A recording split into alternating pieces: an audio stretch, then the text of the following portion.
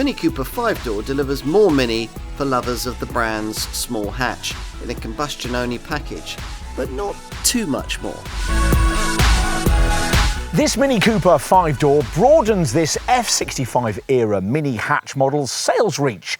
Here, we'll take a closer look. Take a standard Mini, add a dash of length and practicality, and you'd have a strong seller. You'd have a car like this, the Mini Cooper 5-door. This is the second version of this 5-door design, and it's actually quite significant because it marks the end of an era for the brand. The last car the company will launch exclusively with combustion powertrains. The earliest BMW-engineered MINI Hatch models couldn't be had in 5-door form because the platform used for them wasn't big enough. But all that changed in 2013 when the third generation Bavarian-developed F56 series generation MINI Hatch model arrived, complete with significant increases in length, width and height. That paved the way for the first 5-door hatch design a year later, codenamed F55, a car then updated in 2018. That 5-door Mini sold well, so the replacement F66-era MINI Cooper hatch, which arrived in autumn 2023, was also engineered with the additional 5-door body shape in mind, though, strangely, only in combustion form. To find out more about this F65 design, you will, as usual, need the industry's most comprehensive review, the Car and Driving Road Test. Unlike with the Cooper 3-door, there's no full electric drivetrain available here. First, because the completely separate platform designed with the Chinese for the Cooper electric 3-door wasn't ever engineered for this larger body style. And second, because Mini wants those in search of a 5-door EV of this size to instead choose its Aceman small SUV. So, for this Cooper 5-door, it's a combustion-only range, shared of course with the 3-door fossil-fuelled version, and riding on an only lightly evolved version of the underpinnings used for the previous F55 and F56 era Cooper hatch models. The base Cooper C variant has a 1.5-litre 3-cylinder turbo powertrain that puts out 230 newton meters and 156 horsepower. That's 20 horsepower more than before. The rest to 62 mph time suffers slightly, with the weight of the 5-door body style falling from 7.7 to 8 seconds en route to 139 mph. The alternative power plant is the 2-litre 4-cylinder turbo in this Cooper S, which comes with 300 newton meters and 204 horsepower, 25 horsepower more than before. That gets this Cooper S 5-door to 62 mph in 6.8 seconds, which is a 0.2 seconds slower than the 3-door version. For this 5-door version range, no faster John Cooper Works version is planned. As the fascia design suggests, Mini's rather sadly decided to no longer offer a manual gearbox option with this generation model. So the previously optional Steptronic 7-speed auto is now non-negotiable, but at least comes in sharp responding sport form, though you'll only get paddles on the steering wheel with top sport trim. One thing this combustion Mini Cooper can offer that the electric version can't quite replicate is really agile handling, because it weighs an awful lot less. This petrol model tips the scales at not much more than 1.2 tonnes, around 400 kilograms lighter than the EV. As with the brand's other current cars, there's a choice of experience drive modes, not many of which have much to do with driving. Select from Core, Green, Go-Kart, Personal, Vibrant, Timeless, Balance and Trail. Those settings, connected to drive features, alter steering feel and gear shift timings, and will also alter ride quality if you get a top sport variant that's fitted with adaptive suspension. It's a pity you can't alter that latter feature separately because, as usual with a Mini, ride quality's on the firm side. Make sure you try on your commuting or school run route before you buy. And perhaps on your favourite back road if you like your driving, where you'll enjoy tremendous traction, feel some steering and the brilliantly balanced chassis. We can understand why Mini didn't want to change it. We've Before we struggled a bit with the stretched aesthetic of 5 doors in a little mini hatch, as original creator Alec Izigonis obviously did, otherwise we'd have had a pair of rear doors on a Mini back in the 60s. But this little runabout is a bigger thing these days, and you might feel that stretching the F66-era Cooper 3-door to create this F65 5-door model just about works as a stylistic exercise. Or maybe not.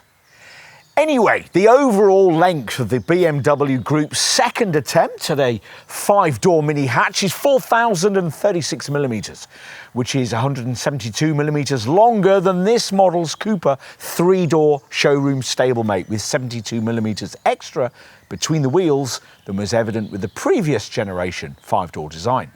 Styling chief Oliver Heimler has based this current era hatch model's penmanship around the company's latest DNA-defined design language called charismatic simplicity. You might think it doesn't look that much different from what went before. The silhouette's certainly recognisable with its flush glazing, floating contrast-coloured roof and blacked-out window pillars. Wheel sizes start at 16 inches for the base model, with 17 inches on this Cooper S version. The minimalist front end with its octagonal front grille has the brand's usual characteristic rounded headlights, which are individually adjustable into 3 light signatures. A prominent square ADAS panel emphasises the improvement in camera tech built into this generation design.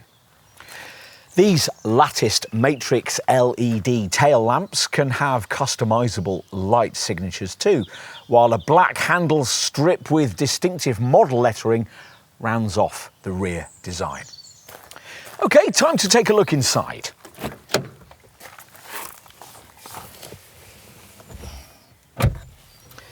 Inside, up front, it is of course just the same as the Cooper 3-door and the Aceman EV, and not much different from the larger Countryman. As with every Mini, the cabin centrepiece remains a familiar large circular central display, here 9.5 inches in size. With this generation design though, it's not accompanied by a little instrument dial, which you don't really need because most models now get this head-up display. Otherwise, there's nothing to view through the redesigned steering wheel, except the new textile trimmed dashboard panel, which stretches away from you towards the rather upright windscreen, changes in colour according to trim, and suits the whole trendy Mini vibe. The minimalist fascia is largely shorn of buttons, and the gear selector has been relocated to a position in a row of toggle switches beneath the central screen. You sit quite low, which adds to the promised sporty feel. There's a strange mixture of both vertical and horizontal fascia vents, and nice little fashion touches like a contrast-coloured tab in front of the passenger, the fabric lower steering wheel spoke, and this branded Mini box between the seats. We mentioned this huge 240mm centre touchscreen, which you're going to have to get to grips with in driving this car, as it controls just about everything. There are shortcut lower buttons, while in the top section power and fuel readouts flank a digital speedo, which sits above a big central section that at the press of the lower home button displays with either dedicated content or rows of little icons. With the dedicated content, you swipe left through phone settings and navigation, mapping, radio, voice control, weather, trip data and an analog clock.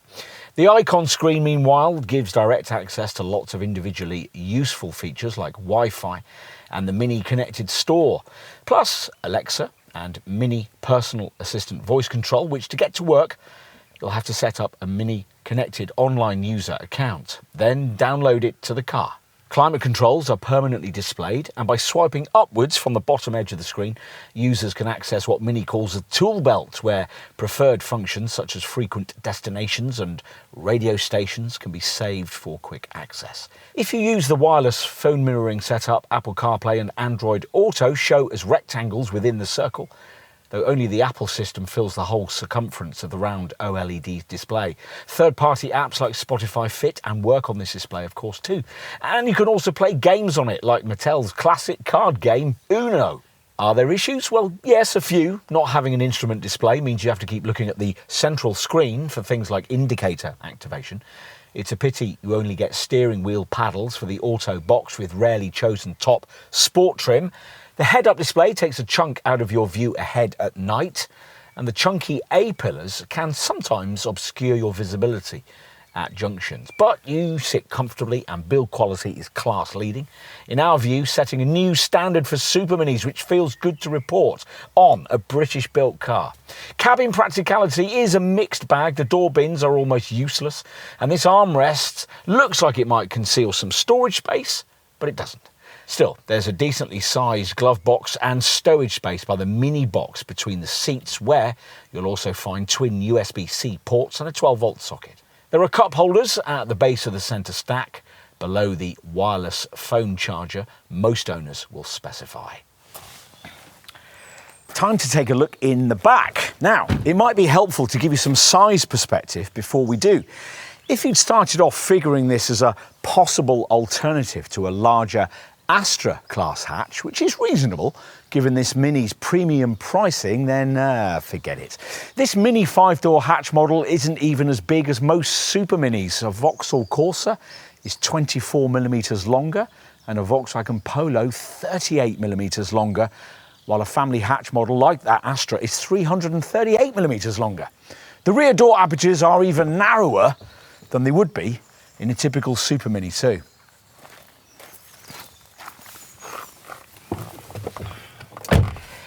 Inside this 5-door model, it's not quite as cramped as the previous generation model was, and the extra wheelbase length frees up 38mm more legroom than you get in the Cooper 3-door. Even so, if you're above school age, you're still probably going to need some cooperation from those in front if you're not to feel cramped on legroom. Nor does it help that the seat backs don't now recline. They did on the previous generation model. It's actually less claustrophobic back here than we'd expected it might be. These large rear quarter-light windows help considerably with this issue.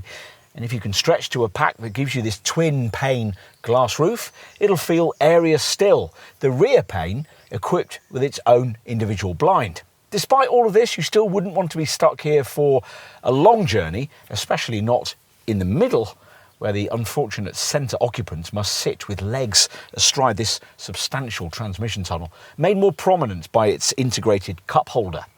The headrests are of the type that dig uncomfortably into your shoulder until you raise them, but there are seatback pockets, overhead coat hooks, and reasonably sized door bins. Plus, you get these hidden twin USB-C ports, essential for such a media-savvy little car. OK, we'll finish by taking a look in the boot. It's 275 litres in size in this 5-door model, which is 65 litres more than you'd get in the 3-door variant, but 3 litres less than before and a significant 80 litres smaller than the space on offer in a comparable Volkswagen Polo.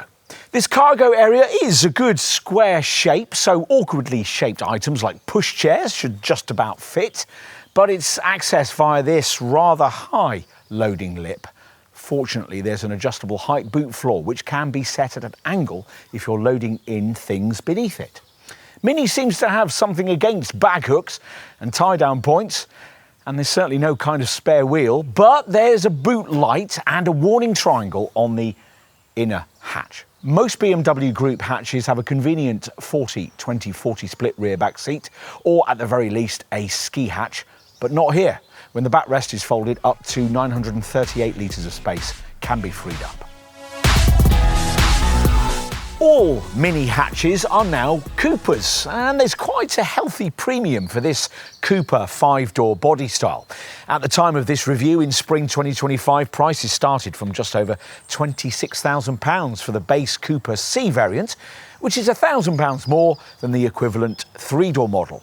If you want the 2-litre Cooper S version of this Cooper 5-door, the car we're trying here, the price at the time of this review was around £29,000.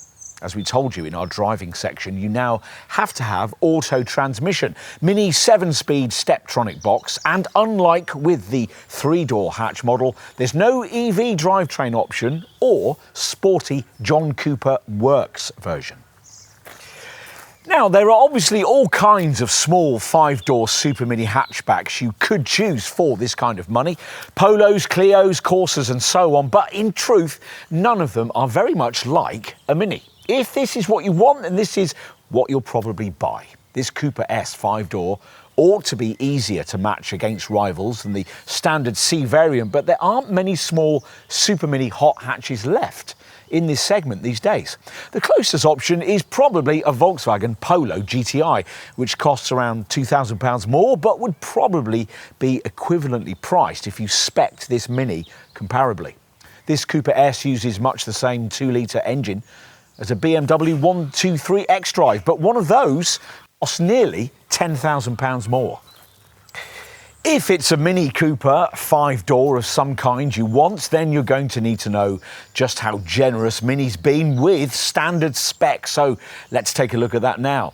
What you get depends on your choice between 3 trim levels: Classic, Exclusive, which is what we've got here, and Sport. Standard equipment across the range includes LED headlights, LED tail lamps, auto headlamps and wipers, rear parking sensors, a rear view camera, cruise control and Mini Experience drive modes.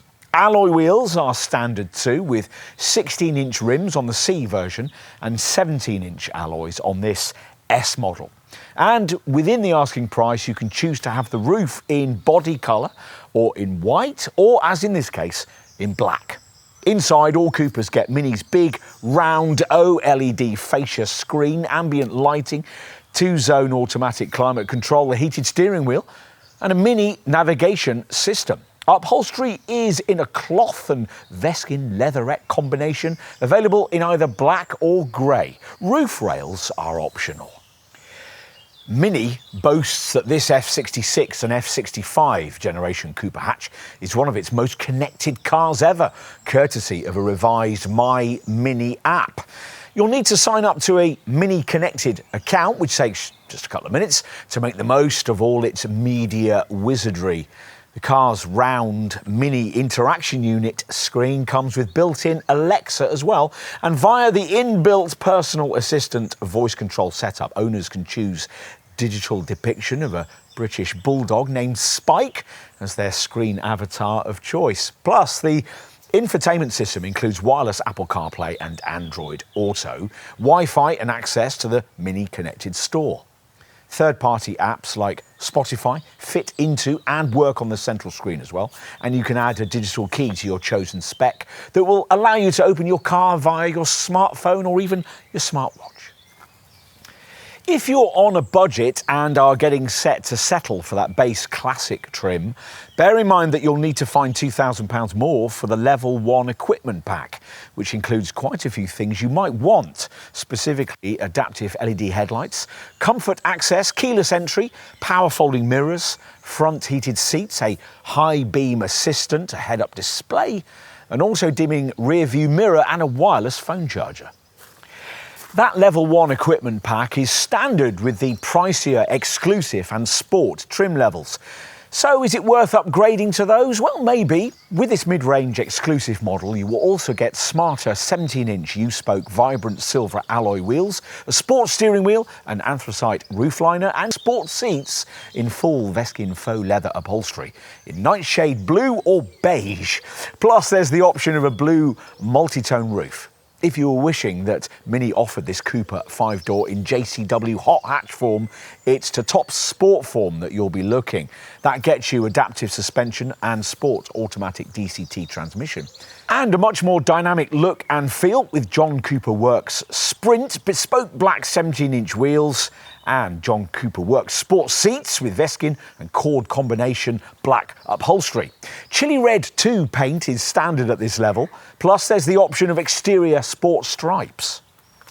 What about options across the range? Well, with all Cooper 5-doors, you can add a Level 2 pack that includes a Harman Kardon surround sound audio system, a panoramic glass sunroof, and sun protection glass. And you could further upgrade to Mini's Level 3 pack, which includes power adjustable front seats with memory settings, an active driver's seat, more detailed augmented reality navigation, and an interior camera that records theft break-ins, and can allow you to send journeying pictures to your friends via social media. With the Level 3 pack, you also get the brand's parking assistant, plus 360-degree camera system, which you can remote link into via your smartphone. And you get the Driving Assistant Plus pack's active cruise control system with a stop-and-go function, which virtually drives this Mini for you at highway speeds. Away from packs, bear in mind that unless you order this car in its only standard colour, melting silver 3, you're going to be paying Mini more for your choice of paint finish. On to safety provision. Now, this F66 and F65 generation Mini Cooper has been rated a top 5 stars by Euro NCAP. At a minimum, all Cooper 5 doors come with the contents of Mini's Driving Assistant pack. This includes forward collision warning with brake intervention, lane keep assist, blind spot detection, rear collision prevention, and vehicle exit warning. There's driver monitoring too, and thankfully, unlike some rival systems, it's not too intrusive. Talking of intrusive features, we were pleased to find that the mandatory traffic sign recognition run speed limit assist chime could be easily turned off via a long press of the cruise control set button. Don't expect too much change with the combined cycle fuel consumption figures for this Cooper 5-door over the equivalent 3-door model. That means 47.1 mpg on the combined cycle and 136 grams per kilometre of CO2 for the Cooper C. The efficiency figures are 44.8 mpg on the combined cycle and 142 grams per kilometre of CO2 for this Cooper S. To get anywhere near these figures, you'll need to drive most permanently in the Mini Experience Green Drive mode. That green setting modifies throttle and transmission response and tweaks the standard gear shift point display. It also includes a so-called coasting function, where at high cruising speeds the drivetrain is temporarily decoupled for extra frugality when you come off the accelerator. What else? Well, residual values are bound to be strong. They always have been. And you can expect your Mini Hatch to have retained just over half its value at the 3-year or 60,000 mile point. As expected, there's the normal 3-year unlimited mileage warranty with the usual BMW style variable service indicators. Beyond that, there's an optional extended Mini Insured warranty available that can cover you for up to 100,000 miles and can also be specified to apply to particular components like the clutch, the engine or the gearbox. Like its predecessor, this Cooper 5-door offers Super Mini buyers shopping at the premium end of this segment something a bit different, more fun, more customization, more technology, more, well, Mini. You'll either like the whole adventure or you won't, as is always the case with this Anglo-Teutonic brand. The extra length of this 5-door variant has done nothing to dilute the classic Mini joie de vivre, which is why this car will appeal so much to the young at heart. At the same time, the enhanced media connectivity and camera-driven safety kit of this new generation model will also appeal to the head, as will cabin quality that really does make this car feel like a cut-sized BMW, with all the quality and technology you'd find in a design from that parent company. Mini hopes all of that might tempt buyers from the next segment up, who don't really need much rear seat space to get one of these instead. You could see that happening. Of course, not everyone is Mini-minded. Some don't like the way the looks have evolved and others still think it isn't big enough. And this car can certainly be expensive once you've added in a few essential options. But these are issues the creators of this car never set out to address. The improvements they have made, though, are resoundingly successful. Though the endearing raw edges that characterised older Minis may now be distant memories, added maturity brings many compensations.